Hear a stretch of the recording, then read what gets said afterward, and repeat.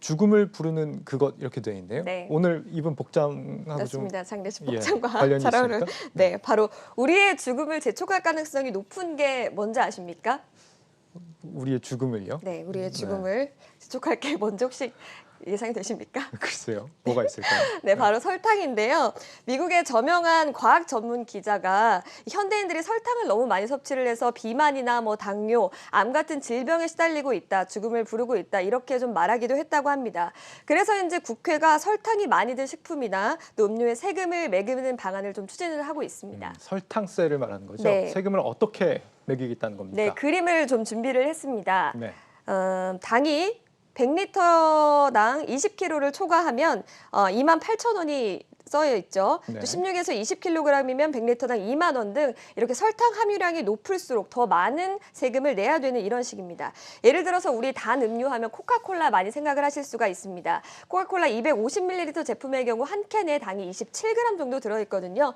그러니까 그걸 100리터, 400캔으로 환산을 해보면 총 10.8kg의 당이 들어있어서 개정안에 따르면 총 11,000원의 세금이 부과가 됩니다. 그럼 캔당으로는 27.5원씩 세금이 더 붙는 셈인데 이만큼 우리가 내는 가격이 더 높아질 수도 있다. 이런 지적들이 나오고 있습니다. 그러니까 그만큼의 세금을 업체에다 이제 부과하게 되는데 네. 그렇게 되면 업체들이 제품 가격을 올려서 우리가 부담이 늘어날 수 있다 이런 얘기군요. 네. 콜라 캔 한 캔에 28원 정도면 사실 그렇게 뭐 부담이 될 정도는 아닙니다. 네. 이렇게 설탕세를 부과하는 그런 다른 나라들도 있습니까? 생각해보니까 굉장히 많았습니다. 네. 이미 40여 개국 정도에서 비만 등을 우려를 해서 설탕세를 좀 도입하고 있는 것으로 나타났는데요.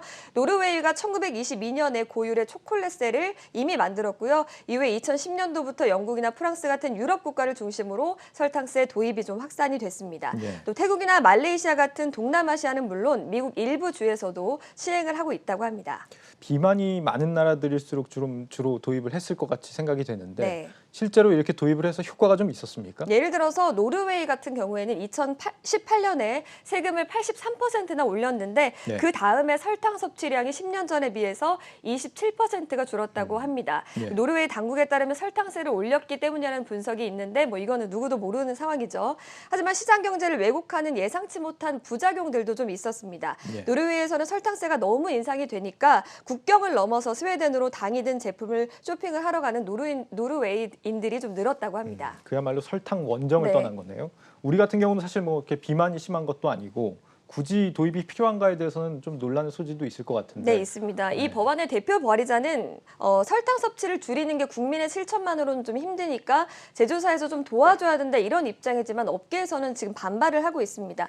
일단 먼저 당에 함유된 이런 당 함유를 좀 줄이기 위해서 취지에 공감을 하고 뭐 제로콜라나 제로사이다 같은 음료를 내놓고 있는 상황인데 여기서 이런 것까지 부과를 해버리면 너무하다 이런 시선들도 있고요. 또 유산균 같은 경우는 건강식품이잖아요. 근데 네. 유산균의 먹이도 당이거든요. 그래서 다시 말해서 건강을 위해 먹는 제품들까지도 가격이 오를 수 있다. 이렇게 좀 지적을 하고 있습니다. 사실 저소득자들의 경우에는 비싼 건강식을 챙겨 먹을 수 있는 여건 자체가 안 되고 있잖아요. 네. 세금까지 물리게 되면 부담이 될 수 있는 거 아닌가 싶은데요. 네, 맞습니다. 오히려 음료의 주 소비층인 좀 가난한 사람들에게 세금을 전가할 수 있다. 이런 우려들도 좀 제기가 되고 있습니다. 네. 실제로 캘리포니아대 버클리 연구팀이 2015년부터 설탕세를 도입한 미국 버클리시를 연구한 결과 탄산음료에 부과된 세금의 69%가 소비자에게 전가된 것으로 좀 나타났습니다.